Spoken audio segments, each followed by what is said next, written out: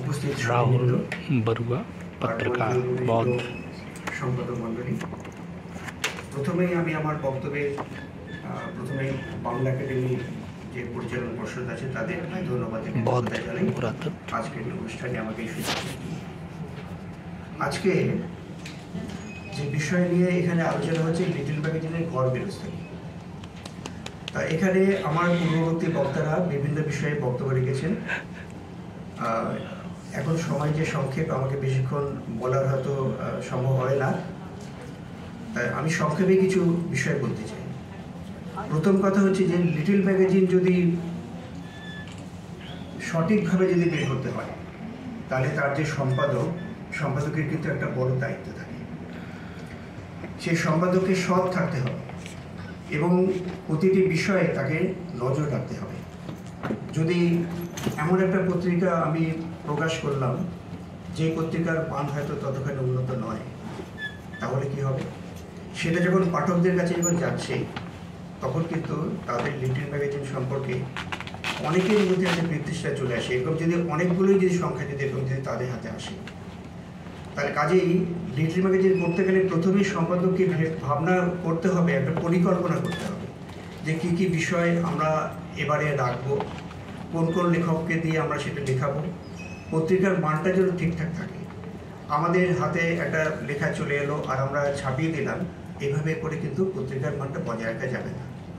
একটু আগে আমার একজন বক্তা বলেছেন যে লিটল ম্যাগাজিনের কোনো ভবিষ্যৎ নেই। তা কেন নেই? এটা যদি আমরা যদি ভাবি, তার কারণ, তার পেছনে অনেকগুলো কারণ আছে। তার মধ্যে একটা কারণ হচ্ছে যে আমাদের কিন্তু শুধু লিটল ম্যাগাজিন বলে নয়, সার্বিকভাবে বাংলা পত্রপত্রিকার পাঠক কিন্তু অনেক কমে যাচ্ছে, ধীরে ধীরে কমে যাচ্ছে। আপনারা দেখবেন যে আমরা যে লিটল ম্যাগাজিন নিয়ে এখানে যে মঞ্চে আমরা যে স্টলে বসে আছি, সেখানে দেখা যাবে তরুণ প্রজন্মের সংখ্যা কিন্তু খুব কম। সেখানে আমরা যারা বসে আছি তারা প্রত্যেকের মধ্যবয়সী বা সিনিয়র সিটিজেন হয়ে গেছি সেরকম সংখ্যা। আর আমাদের স্টলে যারা বইপত্র দেখতে আসছেন, কিনতে আসছেন, একটু লক্ষ্য করে দেখা যাবে মধ্যবয়সীর সংখ্যায় বেশি।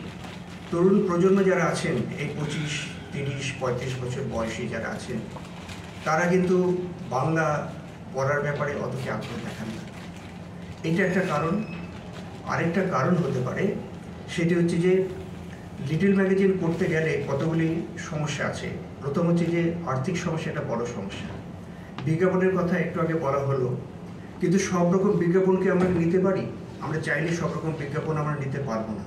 সেরকম বিজ্ঞাপন আমাদের নিতে হবে, কিন্তু সেই বিজ্ঞাপনও আমরা সবসময় পেতে পাই না। কারণ হচ্ছে যে আমাদের যে পত্রিকা বের হয় সেই পত্রিকার তো পাঠক কম, ক্রেতা কম। কাজে যিনি বিজ্ঞাপনদাতা তিনি সেরকম পত্রিকায় খোঁজেন। কাজে এটা অনেক সময় নির্ভর করে কি পার্সোনাল একটা যোগাযোগের ভিত্তিতে এটা নির্ভর করে, কিন্তু সেক্ষেত্রে আমরা বিজ্ঞাপন পাই না। কাজে সেই ক্ষেত্রে আমাদের লক্ষ্য রাখতে হয় যে আমরা পত্রিকাটা আমরা বিপণন করতে পারি কিনা, অর্থাৎ যারা মুষ্টিমেয় যে উৎসাহী পাঠক রয়েছেন সেই পাঠকদের হাতে আমরা যদি পৌঁছে দিতে পারি অর্থের বিনিময়ে, তাহলে আমাদের এই যে পরবর্তী সংখ্যাটা বের করার জন্য যে আমাদের পকেটের উপর আর্থিকভাবে যে চাপ পড়ে, সেই চাপটা কিছুটা কমতে পারে। তা এই যে আর্থিক ব্যবস্থা, এইটা কিন্তু আমরা যেহেতু আর্থিকভাবে দুর্বল যারা লিটল করি, তাদের এই সমস্যাটা আসে। একটু আগে আমার একজন বক্তব্য কিন্তু বলেছেন যে আমরা উনি পড়ার সময় লিটল ম্যাগাজিন যখন প্রেস থেকে বের হচ্ছে, প্রেসে যখন যাওয়া হচ্ছে, কাগজ ঘাড়ে করে উনি প্রেসে নিয়ে গেছেন। আমরাও করেছি। আমাদের যখন তরুণ বয়স ছিল, 2 পয়সা বাঁচাবার জন্য আমরা কলেজ স্ট্রিটে এসেছি, বৈঠকখানা বাজারে এসেছি, সেখানে কাগজের দাম কীরকম সাইজ জেনে আমরা নিজেরা ঘাড়ে বয়ে সেটা কিন্তু প্রেসে দিয়ে এসেছি। যখন সেটা বইটা যখন প্রকাশ হচ্ছে, সেটা আমরা ঘাড়ে করে নিজেরা সেটা নিয়ে এসেছি।